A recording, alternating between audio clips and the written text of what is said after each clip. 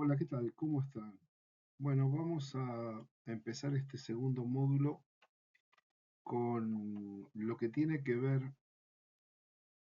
con aquellas buenas prácticas agrícolas en donde las vamos a enfocar desde el punto de vista del manejo integrado de plagas o, si se quiere, la conjunción que debe haber entre este manejo integrado de plagas versus una de las producciones primarias más importantes para la obtención de materias primas y producción de alimentos que tenemos por lo menos en nuestro país. Le pedimos que nos acompañen, muchas gracias. En principio tenemos que decir qué es lo que queremos lograr nosotros dentro de nuestra producción primaria agrícola con respecto al manejo integrado de plagas. Por supuesto que además de tener una idea, como dijimos en el módulo anterior, de identificar la potencial plaga y qué tipo de daño puede llegar a causarnos en nuestra producción, bueno, lograr saber e integrar aquellas medidas que sean las apropiadas para no solamente controlar estas plagas potenciales o ya presentes, sino limitar su daño en lo posible, ya que es muy difícil, como dijimos, su erradicación total, ya que ellas viven normalmente en el biosistema, en la biomasa, en ese bioma en el cual nosotros instauramos nuestra producción primaria. Entonces, tratar de que haya una integración en lo posible, lo más eficaz, lo más eficiente posible para poder mantener un uso, sobre todo de plaguicidas, de agroquímicos, que se justifiquen económicamente, pero además que tengan un riesgo mínimo para la salud humana y para el medio ambiente. Ahora, no olvidemos que a su vez la Organización de las Naciones Unidas y la FAO, allá por el año 2003, hacían hincapié en este manejo integrado de plagas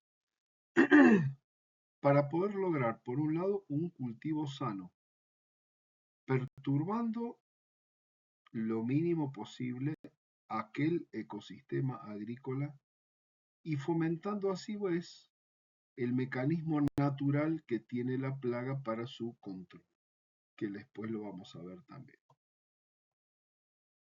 Con respecto a qué fundamentos ecológicos entonces debe tener un manejo integrado de plagas, bueno, tenemos que tener en cuenta que nosotros lo que vamos a implantar en esta buena práctica agrícola es una producción primaria, es un agroecosistema, llamado agroecosistema, que por un lado vamos a tener servicios para la agricultura, por supuesto que eh, son cultivos que tienen que ver con la genética, con el cuidado del agua, saber qué tipo de agua vamos a utilizar, además de la lluvia, si necesitamos hacer nosotros riegos artificiales y fundamentalmente controlar esas plagas, además de observar el suelo, los efectos de la polinización, el incremento de la fertilidad y demás. Y además tiene que haber una retroalimentación con lo que ese agroecosistema nos da, como dijimos, materia prima fundamentalmente para la producción de alimentos, o para combustibles, si estamos produciendo, por ejemplo, biocombustibles, fibras, etcétera. No nos olvidemos que todo el ecosistema agrícola además contribuye al secuestro de carbono, a conservar el suelo, realizando, por supuesto, un servicio cultural, es decir, un servicio a la tierra que sea el correspondiente sin causar algún perjuicio. Esta retroalimentación que tenemos es, por supuesto, evitar todo lo contrario, los impactos negativos, que pueden ser la degradación del suelo, la degradación del hábitat de la biofauna que contribuye a que ese cultivo progrese, impactos negativos por la degradación de las fuentes de agua naturales, además del daño por la plaga, daño mismo, ¿no es cierto? Es decir, acordarse de que no solamente interviene un organismo que es llamado plaga, sino que puede conllevar que aparezcan otros patógenos, bacterias, hongos, que también hagan una competencia no solamente por el agua y por los nutrientes, sino sobre todo por la polinización, eliminando las abejas. Y esto sabemos que es la base fundamental de cualquier cultivo que nosotros encaremos. Y en esta imagen tratamos un poco de resumir aquellos fundamentos agroeconómicos del manejo integrado de plagas, en donde un poco damos una idea en general, pero obviamente aplicado, en este caso, a nuestro cultivo, a nuestra buena práctica agrícola. Pero tomen esto como un fundamento para cualquier manejo integrado de plagas que ustedes lleven adelante en la industria de los alimentos.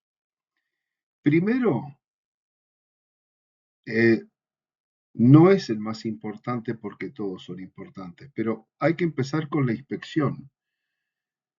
Saber, como dijimos, que nosotros estamos invadiendo el hábitat de otras especies, con lo cual tenemos que saber no solamente nuestra zona de influencia interior y exterior, eh, qué nos dice con respecto a potenciales plagas, sino también saber con la trazabilidad quiénes van a ser nuestros proveedores, quiénes van a ser nuestros clientes, para en ese transporte de ida y vuelta no tener quizá el problema de importar plagas o exportar plagas.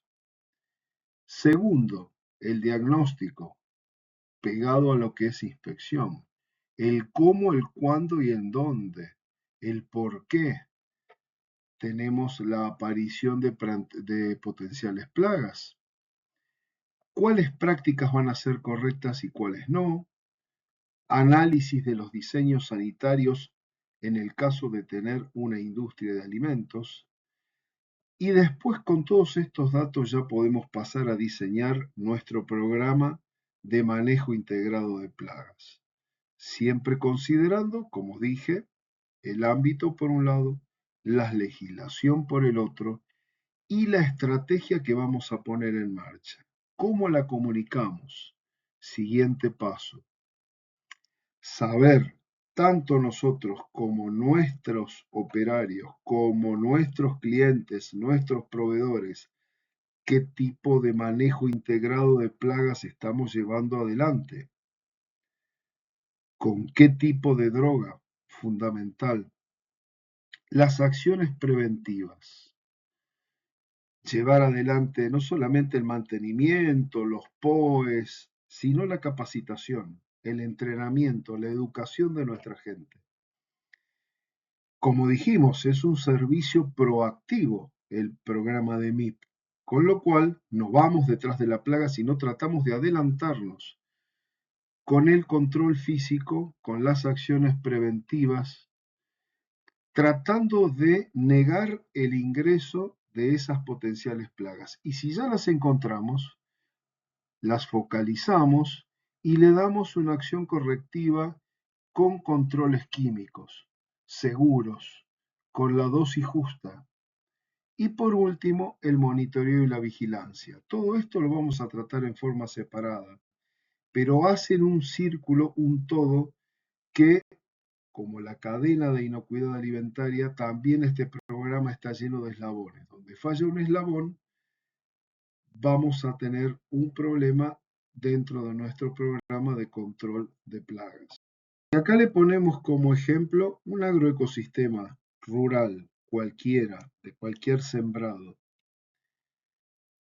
En este sistema agroecológico vamos a tener los llamados factores no regulables, los que no podemos nosotros manejar. La lluvia, la humedad, las unidades de calor o de frío, el porcentaje de insolación que va a tener nuestro cultivo. Después también vamos a tener factores regulables, estos sí nosotros podemos actuar sobre ellos. El riego, la fertilización, el uso de herbicidas o de insecticidas o de fungicidas, el manejo de los suelos, la rotación de los cultivos dentro de las labores culturales. Y dentro, en el marco de este sistema de producción convencional, en ese entorno vamos a tener enemigos llamados naturales, vamos a tener artrópodos secundarios que a lo mejor no se constituyen en plagas, vamos a tener las potenciales plagas propiamente dichas, enfermedades que pueden ser de la planta o del suelo, malezas invasoras, etc. Todo esto hace que nuestros rendimientos y nuestra calidad de la materia prima se vea perjudicada. Entonces, hay que tener en cuenta que si nosotros tenemos eh, una mayor diversidad y una rotación de cultivos, por ejemplo, vamos a lograr que nuestros residuos de agroquímicos se disminuyan porque a lo mejor vamos a lograr una erradicación o un control de la plaga mucho mejor que si siempre estamos insistiendo con un mismo cultivo que sabemos que cada vez va a estar más atacado por esa plaga que además se va a volver resistente a nuestros productos. Esto, como les digo, son conceptos que luego los vamos a ir viendo punto por punto. Y a caballo de lo anterior, en un agroecosistema vemos que hay un control de plaga, si se quiere, efectuado por la misma naturaleza. Es decir, hay enemigos naturales que controlan nuestras potenciales plagas, ya que dentro de esa cadena trófica que habíamos hablado en el módulo anterior, hay otros insectos que pueden combatir y eliminar o controlar, interfiriendo con las potenciales plagas, dificultando su presencia, reduciendo la densidad de los mismos, y son llamados enemigos naturales. Son controles naturales de plagas de insectos. Es raro que uno sobrepase al otro. Normalmente pueden llegar a estar en equilibrio. Lo que nosotros lamentablemente hacemos con nuestros insecticidas o plaguicidas es que liquidamos a toda la población y es muy difícil también tener en cuenta qué grado de contaminación nos puede afectar en el nivel de umbral económico o qué grado de, por ejemplo, insectos combativos tenemos de esas plagas. Entonces, hay que tener en cuenta que cuando empezamos a usar herbicidas o controles químicos, debemos hacerlo de manera tal de perjudicar primero a la plaga y, si se quiere, dar un beneficio secundario a esos enemigos naturales de las mismas. Vuelvo a repetir, es algo muy difícil, más en cultivos extensivos como tenemos en nuestros campos.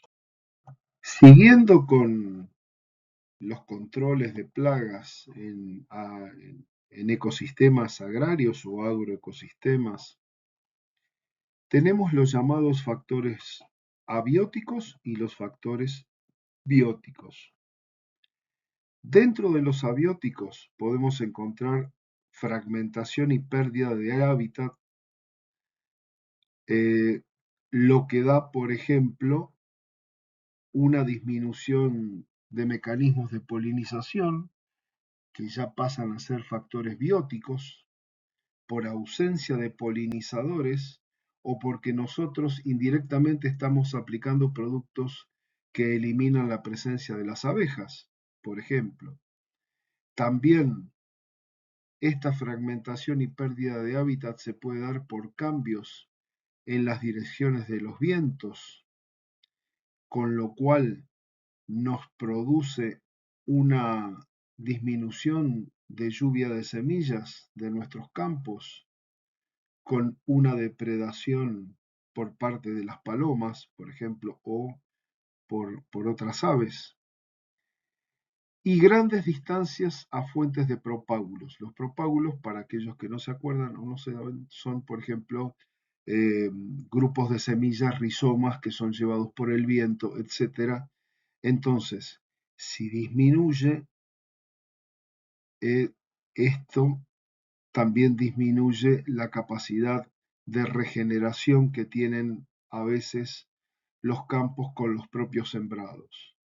Ahora, pasando a lo que es la lluvia dentro de los factores abióticos, tanto las precipitaciones fuertes que causan erosión como las pendientes fuertes, la eliminación de barreras naturales, por ejemplo, cuando hacemos grandes desmontes, hacen que los suelos se vayan lavando, van perdiendo sus nutrientes y eso hace de que nazcan o fomentamos la matriz para que especies vegetales invasoras se adentren en nuestro cultivo y alteran toda nuestra producción o disminuyen la calidad de las mismas.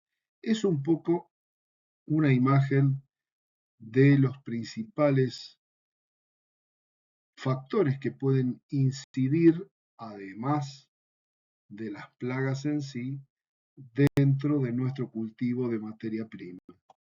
Ahora, cuando ya pasamos a los granos almacenados, debemos saber que esto también tiene una buena práctica de manejo. No es que cosechamos nuestro sembrado y nos olvidamos. Hay que considerar que los granos, ya sea que estén en un silo bolsa o que estén, como en este caso de la imagen, a granel en un galpón o que estén dentro de un silo, constituyen una masa porosa que está formada por el grano en sí y está formada por aire que se cuela entre los intersticios de todos los granos.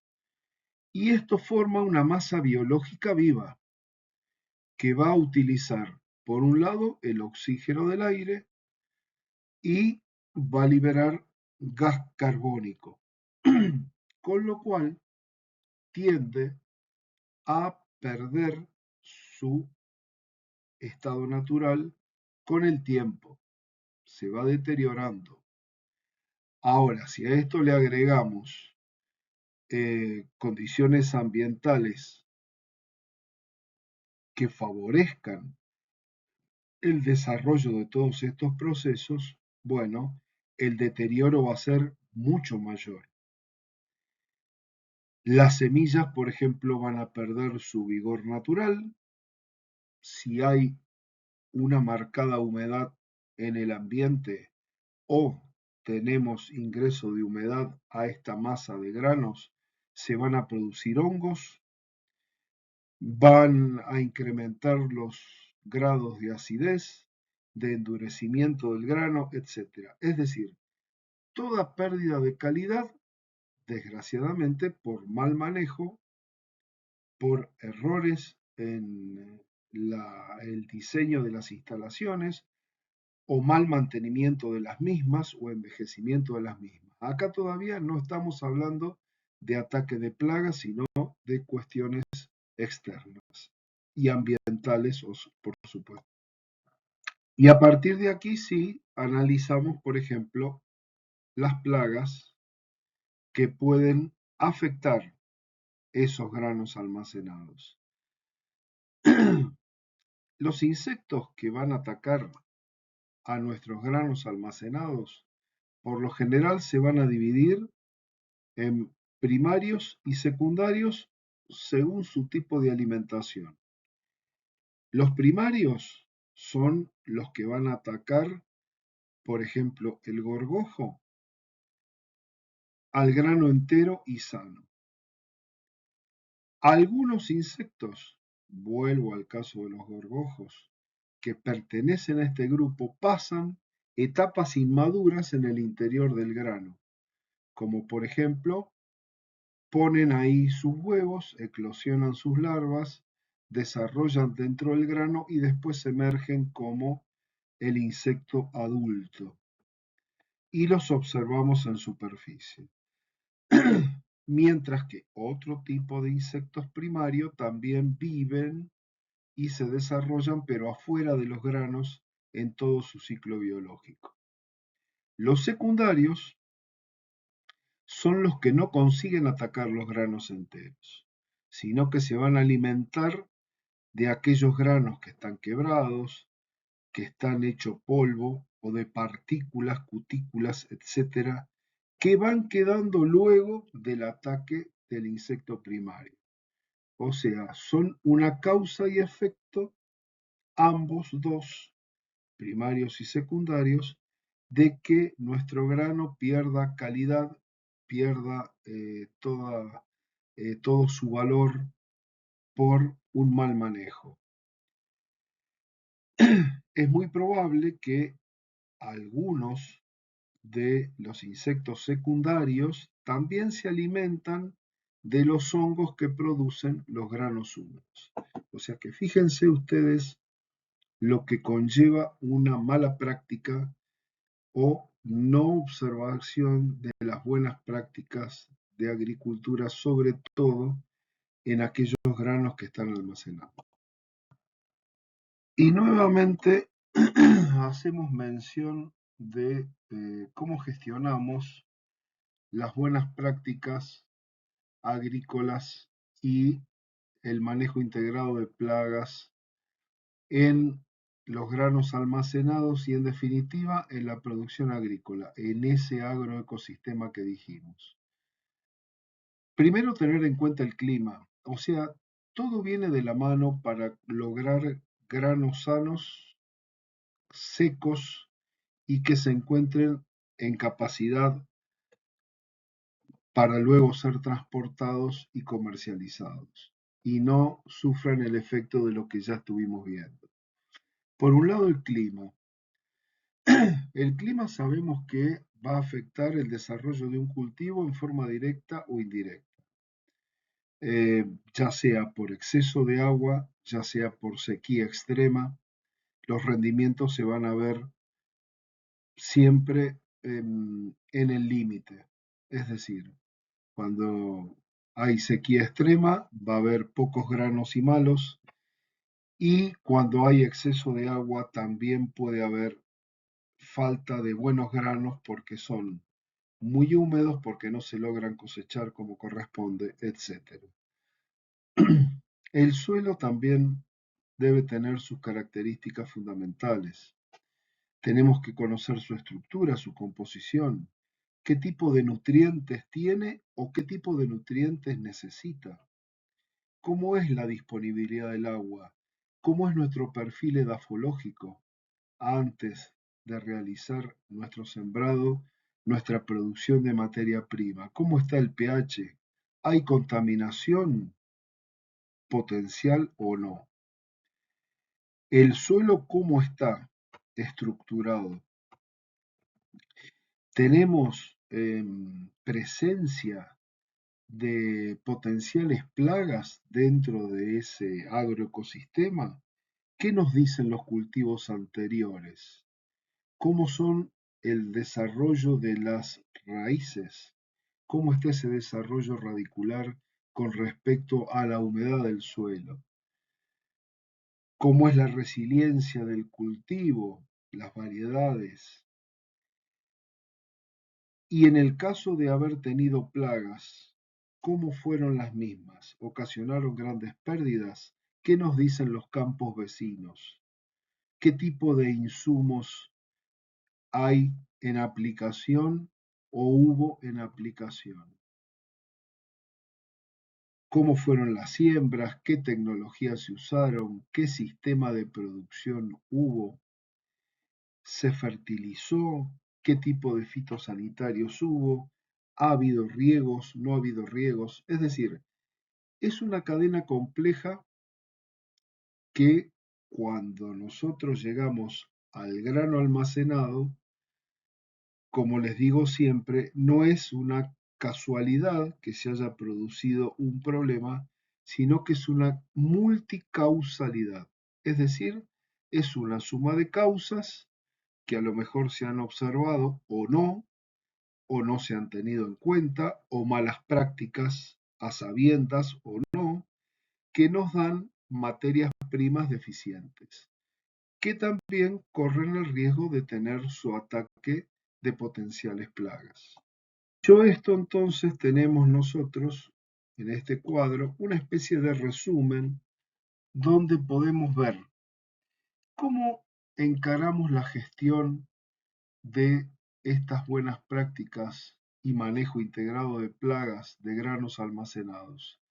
Bueno, va a depender, por supuesto, en dónde los tengamos. Por ejemplo, acá mostramos los silos metálicos, donde el almacenamiento es a granel, al igual que en silos de hormigón, en las naves abiertas, en donde el cultivo puede almacenarse a granel o en bolsas, y en los silos bolsa, en donde se almacena a granel. En los hilos metálicos la recuperación es lo primero que entra es lo primero que sale, al igual que en un silo de hormigón. En las naves, lo último que entra es lo primero que sale, porque está más cerca de la puerta. Y en un silo bolsa depende la necesidad que tengamos. El requerimiento de espacio en los hilos metálicos o de hormigón, como es un almacenamiento vertical, es menos el espacio y al revés, en un almacenamiento horizontal, las naves o los hilos bolsa, el espacio va a ser mucho mayor. Ahora, tener en cuenta la vida media del grano. Con almacenamiento de 12% de humedad como máximo y baja temperatura, los periodos de almacenaje son largos, tanto en silos metálicos como de hormigón. Es mucho menor, obviamente, en los otros dos, en naves o en silos bolsa. El manejo del grano en los dos primeros es motorizado, manual o mecanizado en los dos posteriores. El diseño de los hilos en los metálicos es simple. Se puede montar fácilmente y desmontar un silo metálico. Ahora, es importante y complicado ya en un silo de hormigón, porque armar un silo de hormigón y ponerlo en marcha es un proceso mucho más largo y hay que tener muy en cuenta los refuerzos de los mismos. Los dos últimos son simples. Los costos operacionales, hay una inversión inicial y luego los costos de operación son menores en los hilos. En las naves y en los hilos bolsa es mucho mayor el costo operacional, sobre todo en los hilos bolsa porque se usa y se tira.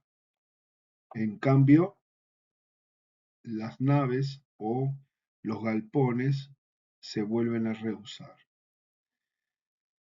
Los desperdicios es mucho menos los hilos, si están bien manejados, menos del 1%, y a veces llegan hasta el 34-35% en naves y en silos bolsa. Las infestaciones, por último, en los hilos es prácticamente nulo y se encuentran el caso de galpones o tinglados o naves, están abiertos a ataques de aves, roedores, hongos, fermentaciones indebidas, etcétera, mientras que en los hilos bolsa sobre todo predominan los hongos, la fermentación anaeróbica y los insectos. Esto es un poco para que ustedes tengan la idea de que ninguno es mejor que el otro, ni ninguno es el método de conservación perfecto. Hay que ver los tiempos, los costos y la comercialización que vamos a tener nosotros de ese grano, si va a tardar mucho o no.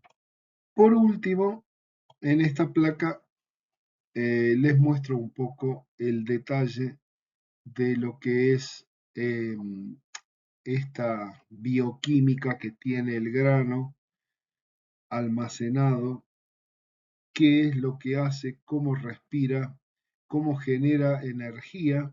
Dijimos que consumía oxígeno y liberaba dióxido de carbono, pero además, si tenemos microorganismos, si tenemos microorganismos, llamamos a bacterias, hongos, virus.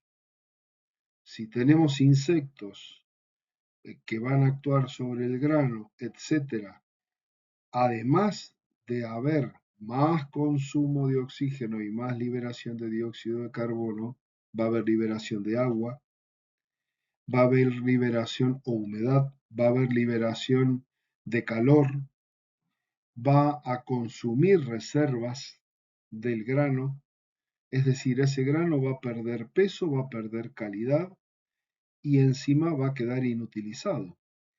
Y además vamos a tener, por supuesto, aumento de humedad, pero principalmente aumento de temperatura. Y esto es peligroso, en donde la temperatura vaya en aumento en lugares que son de clima seco, que la humedad sea baja, corremos el riesgo de que nuestro silo se incendie o que nuestro silo bolsa se incendie o que nuestro depósito tipo nave o tinglado se incendie, porque puede haber focos de calor lo suficientemente importantes como para autoencenderse. Y esto sí es peligroso porque donde agarra fuego un grano almacenado es muy difícil de apagarlo, por no decir imposible. Llegamos entonces al final, vamos a empezar con el tercer módulo en donde analizaremos toda la farmacología y la toxicología que conllevan los agroquímicos y los plaguicidas. Les pedimos que nos acompañen y les agradecemos desde ya.